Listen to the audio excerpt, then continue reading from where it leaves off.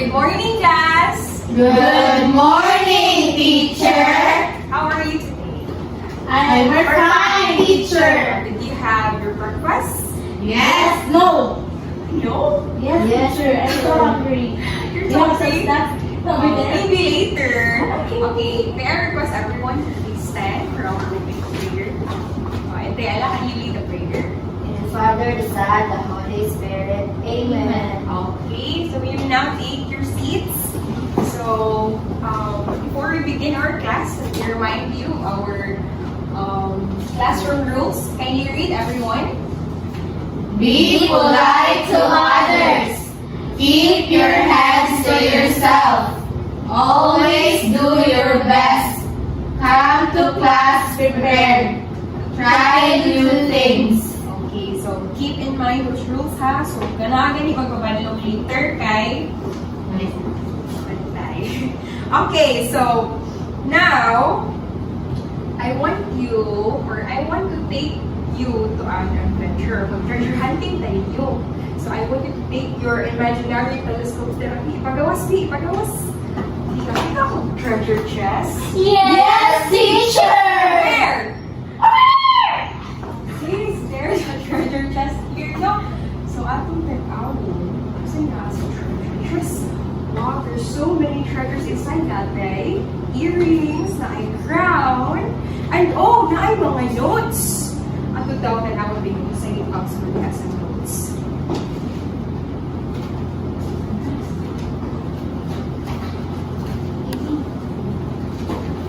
Open the picture. Open Open.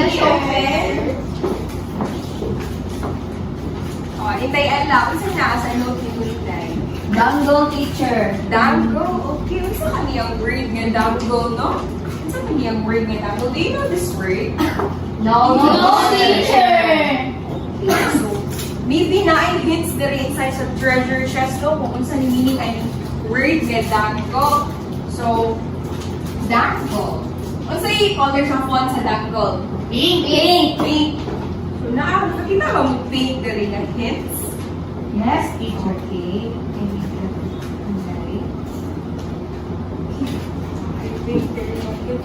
Ang nato sa kanang word nga dangle, no? So, ang word nga dangle di ay, it says here that it is a verb, no? It's a verb, and what's the meaning? Can you read? Hang or swing loosely. Or kanang imuha na ni siya ipa, like for example, this is a cupcake, no? So, di mo siya imuha ka siya table, no? Or close na mahope siya. Close to being falling. Or kanang to falling. So, muna ang meaning sa dangle. So, yung next nga note behind tayo, Maria. Furious, teacher. Okay, furious. What's the meaning kind of word nga furious? Do you have any idea? Wala, teacher. Okay, what's the colors of font sa word nga furious? Green, blue, green. Right? It's blue-green. So, tanawin na to, kung napay kids din na blue-green, no?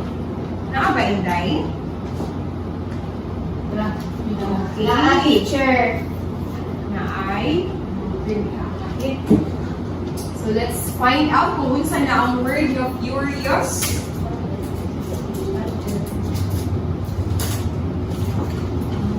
Okay, so the word furious, it means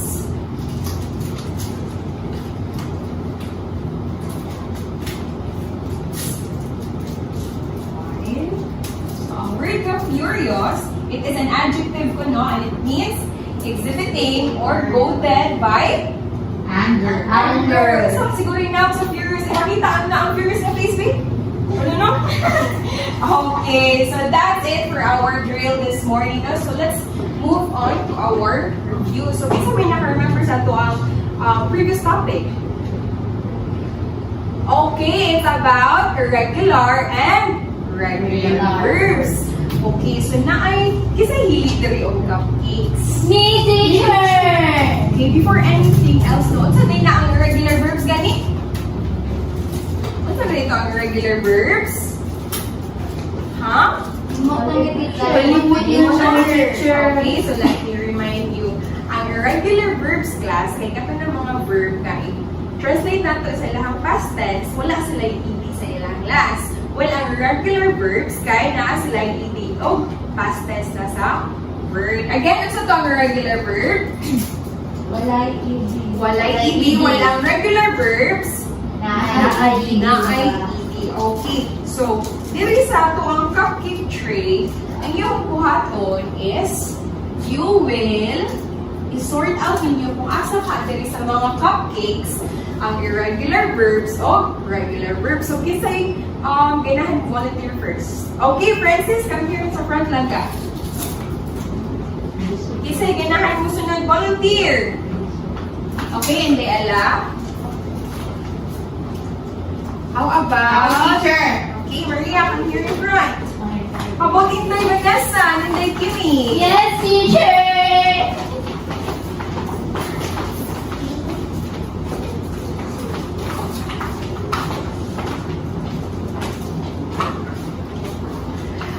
Okay, so, what's say na dali sa regular verb? Kung saan ang mga cupcakes? Can you read? Green. Trusted. Walk. Okay, so nag-end ba sila na ng ed? Yes, teacher. Okay, so they are called, again? Regular verbs. How about sa regular verbs?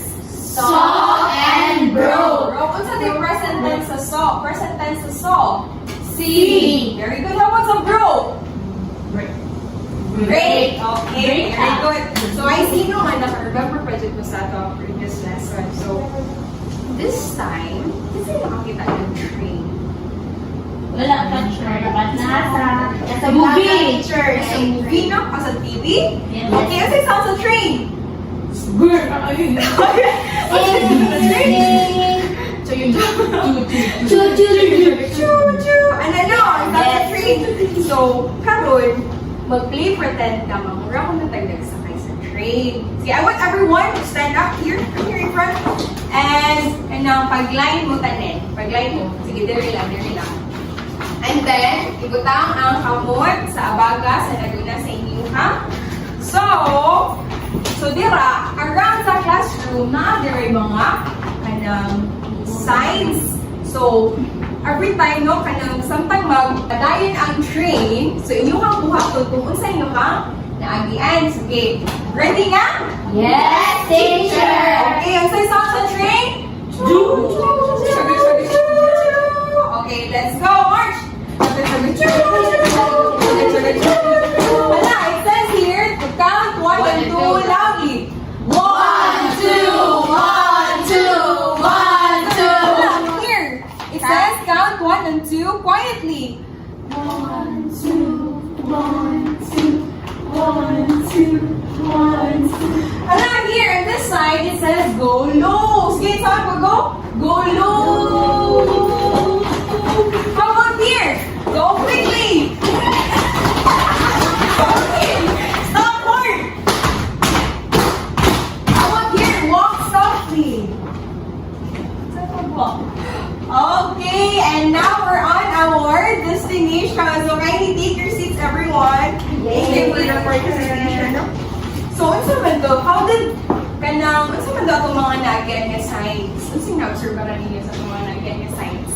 Naa sila LY sa last teacher. Pinay, sa last. So, unsa kala sila ng mga words, no? We will find out later. So, this time, na-prepare your stories teacher para sa inyo. Isa nila kami ng story! Teacher! So, before ta mag-listen sa story, to make sure na yung ears and eyes kinaragit ka teacher, so ato aning buhatan ha. Okay, and you will copy me, so I will demonstrate it first. Open, shut them, give a little clap. Open, shut them, put them on your lap. Okay, together, 1, 2, 3, go. Open, shut them, give a little clap. Open, shut them, Put them on your lap. So, asa ang hands? Ikutang? lap. Sa lap. So, while nag-read si teacher sa story, walay magsigig kwan-kwan sa ilang table, ha? Okay? Yes, teacher. Okay, so, Now that you're all set for our story this morning, so ang title sa akong story kay Lost. Ano sa title sa story?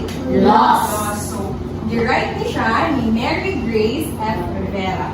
What's the name sa author? Mary Grace F. Rivera. Okay, so I will read it now for you. So, Mang Ernesto is a hardworking fisherman and a loving father to his 3 children. He lives on a beautiful island with his lovely wife, Mona. Mang Ernesto catches fish diligently every day. He sells the fish in the nearby village. One day, Mang Ernesto heads fast to the sea to catch more fish. He was not able to hear the latest news about the coming typhoon. While in the sea, he saw many fish and hurriedly caught them with his net. On his way home, the weather changed.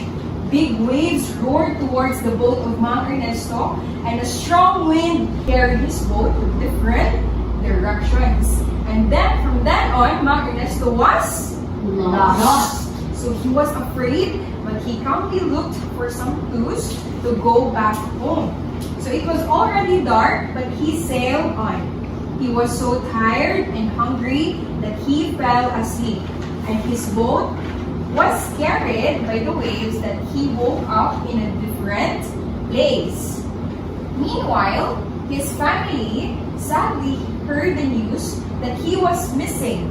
They prayed to God, asking that Mang Ernesto will be home safely. And not long after the weather was fine, the sun shone brightly, and Mang Ernesto regained his strength.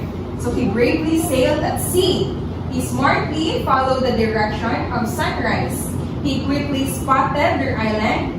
He paddled his boat towards it, and he smilingly waved at his family who was waiting for his return. And at last, he was finally home. So let's read the story together. I mean, ako first, then kamo. So for second reading ha. Okay, ready? Yes, So, teacher. Lost. Mary Grace F. Rivera. Okay. So, Mang Ernesto is a hard-working fisherman and a loving father to his 3 children. Mang Ernesto is a hard-working fisherman and a loving father to his 3 children. He lived on a beautiful island with his lovely wife, Juana. He lived on a beautiful island with his lovely wife, Mona. What's the name sa iyang wife? Mona. Mona. Okay. Mang Ernesto catches fish diligently every day. Mang Ernesto catches fish diligently every day. He sells the fish in the nearby village. He sells the fish in the nearby village. One day, Mang Ernesto heads fast to the sea to catch more fish. One day, Mang Ernesto heads fast to the sea to catch more fish. He was not able to hear the latest news about the coming typhoon. He was not able to hear the latest news about the coming typhoon. While in the sea, he saw many fish and hurriedly caught them with his net. While in the sea, he saw many fish and hurriedly caught them with his net. On his way home, the weather changed. On his way home, the weather changed. Big waves roared towards the boat of Mang Ernesto. Big waves roared towards the boat of Mang Ernesto. A strong wind carried his boat to different directions. A strong wind carried his boat to different directions. Mang Ernesto was lost. Mang Ernesto was lost. What's si Mang Ernesto? Nawala. He was lost. He was afraid, but he calmly looked for some clues to go back home. He was afraid, but he calmly looked for some clues to go back home. It was already dark, but he sailed on. It was already dark, but he sailed on. He was so tired and hungry that he fell asleep. He was so tired and hungry that he He fell asleep. His boat was carried by the waves that he woke up in a different directions.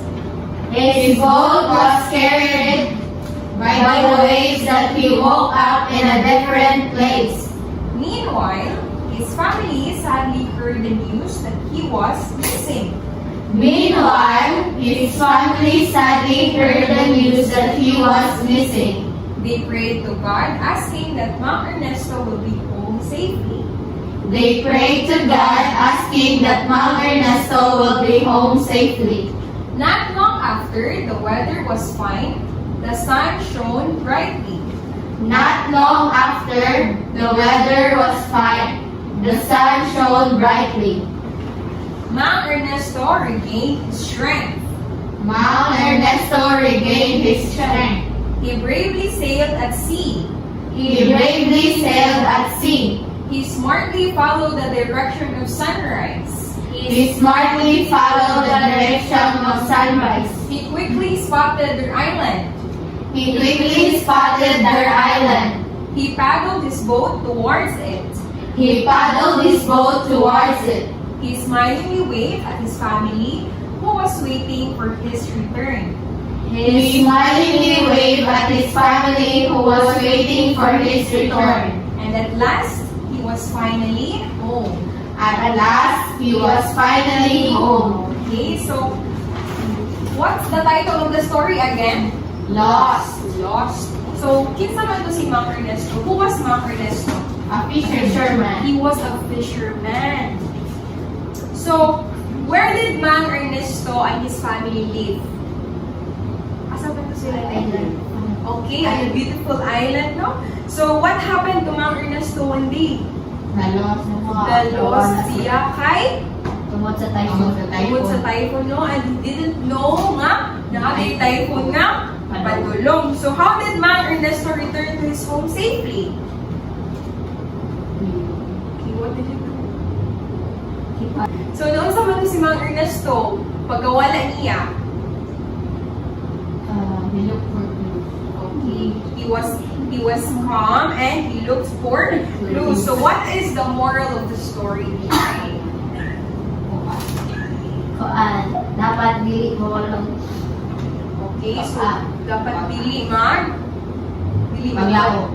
Okay, do not lose hope. And during sa kanang tragedy, kung maka-face man kita yung problem, so dapat kalma lang kita, no? And dili ka magkanang magkagtula na.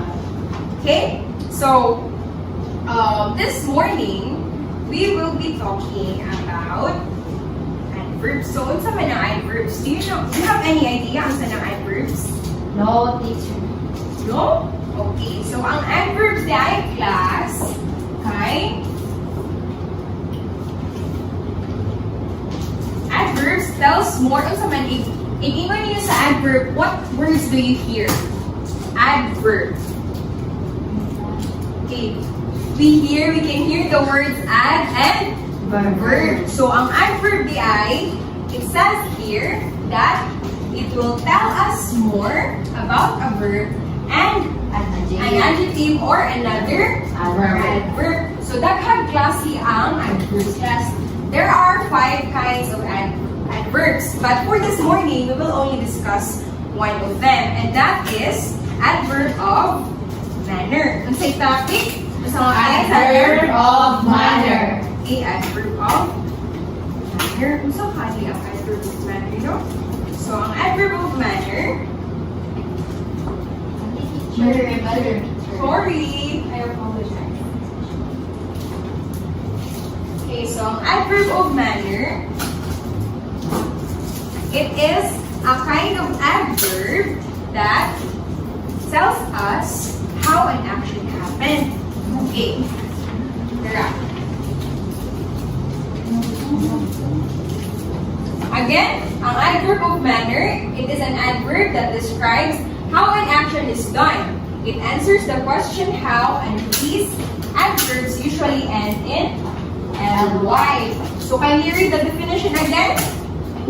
An adverb that describes how an action is done. It answers the question how. These usually end in ly. Okay, this usually end in ly. ly. So, naako gipang pick na sentences, gikan sa ato ang nabasa nga story, no? So, from those sentences, kinaay mga example nga adverbs. Okay. So, here. So, na-underline 4 ka-columns mo. So, in this column, sentences with adverb of manner. Then, yung column na a verb or adjective plus ly. There yung adverb of manner and the definition. Okay, so let's read the first sentence first. He only faced the danger at sea. So, unsa dira ang kanang adverb or unsa dira ang word nga underline na? Calmly. Calmly, no? So, ang kanang word nga calm, unsa na siya? Verb or adjective? Adjective. Okay, it is an adjective, no? And i-added siya og ly. and then it became Calmly. calmly. It became the adverb of manner nga calmly. So, what do you think is the definition of the word calmly? From the story. Dapat answer. Dapat. Dapat describe sa kanang Dapat calm ra dili para to.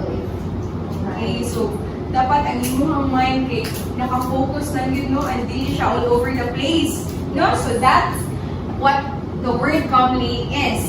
So the second sentence is, please read. The children sadly heard the news. Okay, so the children sadly heard the news. Unsa ang underline na dira nga word? Sadly. Okay, sadly. So the word sad, is it a verb or an adjective? Ang word is sad. adjective. Okay, it is an adjective. And giadan ng ly na himo Sadly. sadly. So, what's the definition sa word na sadly? Show sadness. Okay, show sadness. How about the third sentence? The fisherman bravely crossed the sea. Okay, ano sa underline na the word? Bravely. Bravely. So, ang brave guy, isa na siya, verb or adjective? Adjective. Okay, it is an adjective. And then giadan ng ly na himo Bravely. So, ano sa definition? Willingness to face danger. Okay. So, question. What if ang adjective kay nag-end na siya y daan? So, in some na natin siya pa-translate into an adverb di ay. So, for example, the word happy. What's the last letter ni happy? Why? Why? So, how do we change this into an adjective di ay? So, ang buhaton na class, di ba, y na yun. So, ato ang i-change ang y into I, and then in the same manner, we add ly, and then it will become Happy. happy. Okay. How about this word? Who wants to try to translate this adjective into an adverb? Anyone? Sure. Okay, Francis, please come here in front.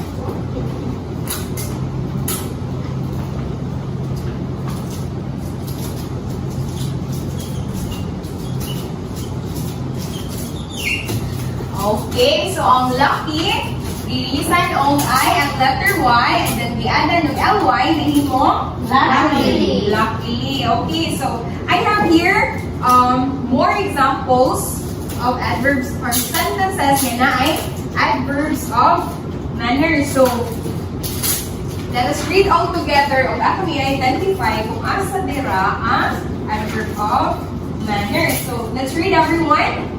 The boy ran happily to the playground. So, asa dira ang adverb of manner? Happily. Happily. Unsa man ang adjective form sa adverb nga happily? Happy. Happy. Okay. Second sentence.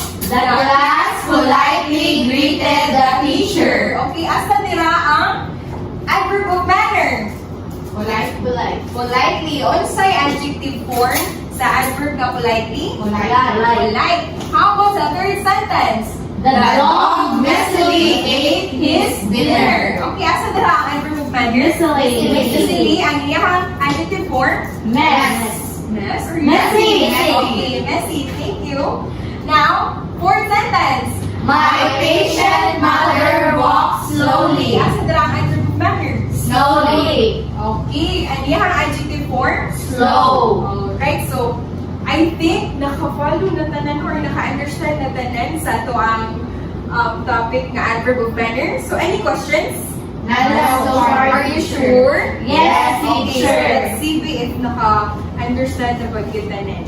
So, now ako yung short activity. Pero, no? So, this activity, tawag ni siya picture a man. So, picture a man walking. So, I want you to think in your head, when I naglakap boy or a man, lakaw. Okay, so, picture a man walking. So, actually, blank space, no? Or, yes, blank space. So, ang buhaton ninyo, mag-pick material, strip of paper, and then na mga different adjectives or different verbs dire. So, yung buhaton, if maka-pick na mo sa, for example, careful, so, inyo siya i-translate into an adverb, and then you will act kung yun sa niya paglakaw. So, for example, picture a man walking, and then ang word dali kay careful, so, translated into an adverb kay carefully. So, you will act as the man nga, nag-walk siya carefully. Okay, Okay? Yes, Yes, teacher. Okay, so who wants to try first? Ako. Okay, come here in Maria.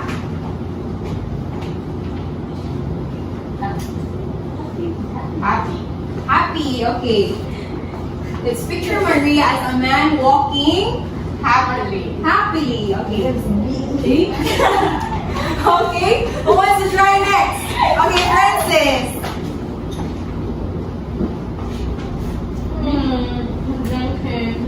Okay.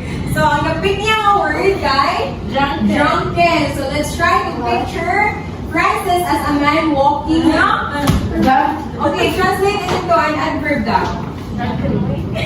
Okay, drunkenly. So, how do you walk drunkenly today? Okay, good job. Who wants to try next? Okay, Ella. Let's see Ella daw. Sorry. Okay, what word did you pick?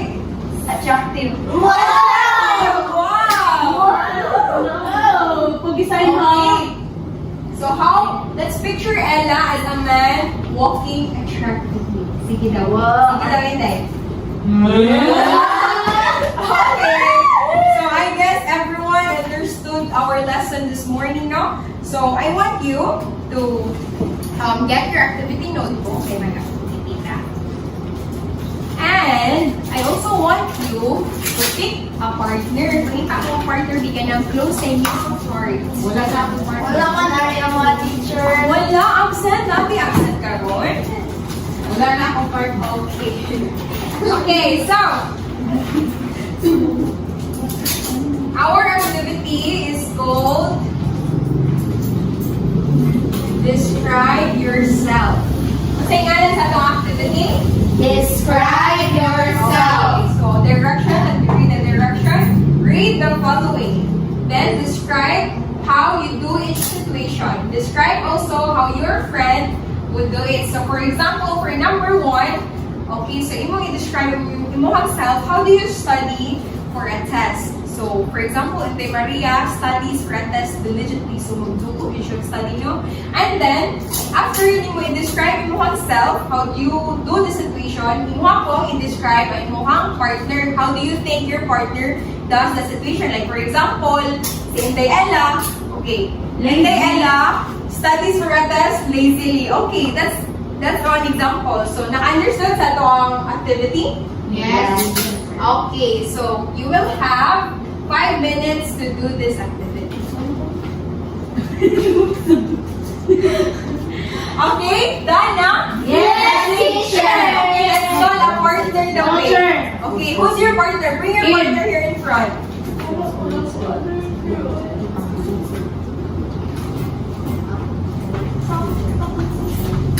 Okay. Okay, let's hear It's from a the- food hungrily. Okay, you eat a food hungrily. Okay. How about your partner? It's a food slowly. Alright, so kindly pass your activity notebooks, mga laga. Yes, teacher. Okay, thank you. So, this time, nana po tayo another activity.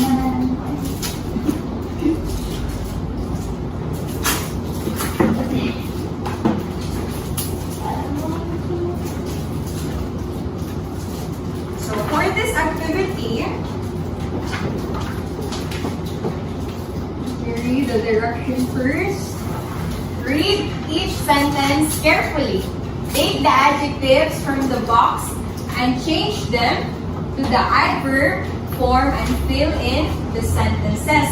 So, na mga different adjectives na rin, no? So, we have angry, careful, fast, polite, good, quick, sudden, hard, noisy, and happy. So, for example, sa number 1, sa first sentence, the children play so happily. So, ang adjective dira or ang adjective dira ang na-choose kay happy. So, we translate siya into an adverb of manner na mo happy. Okay, so do this in a piece of paper hack for 5 minutes. Okay, ma'am. Okay, so done na? Yes, teacher. Okay, so let's check your work. So, let's start with number 2. The bullet train gets you to Seoul so Quickly. quickly. Okay, unsan adjective? Quick. Okay, quick. Nahimo siya? Quickly. Quickly. Okay, clap from here in front in there, Princess. Write your answer. So, blank space.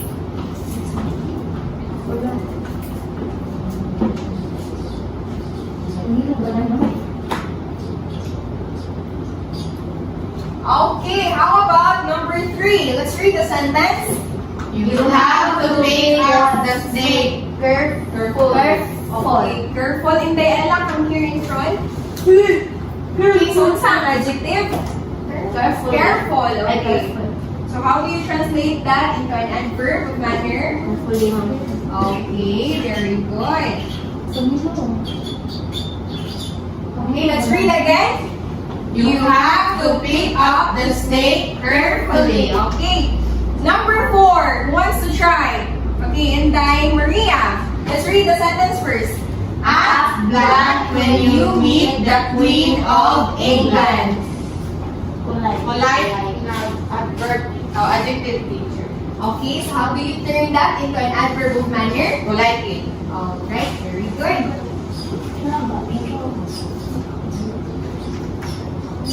Okay, so let's read the sentence again. Act politely when you meet the Queen of England. Okay, so for the last sentence, who wants to try? Okay, and then Vanessa. So let's read the sentence first. Stop talking so loud on the library. Okay, so what's the adjective? Noise. Noise. Okay, noise. How do you translate noise into an adverb of manner? Noisily. Noise. Again? Noisily. Okay, noisily. Okay, so let's read the sentence together. Stop talking so noisily in the library. So, who got a perfect score? Kami, Okay, so makadawat yung reward later, no? So, wala na yung pangutanya sa ito ang topic. Wala na. Okay, sa ganito, ito ang topic this morning. Adverb of manner. Okay, so adverb of manner answers the question what? What's a man? What's a man yung question? How? Okay, how? Again, what do you do or how do you translate an adjective na nag-end with why? How do you translate it into an adverb of manner? Bilisan siya o kanang I shirt tapos butangan ng alway. Okay, sign of I ang letter Why? Y. Okay, so wala na yung question. Wala na yung Wala question. na, teacher. Okay. So, before I let you dismiss or I dismiss the class, mag-iisa ako sa inyong assignment ha. Yes, teacher.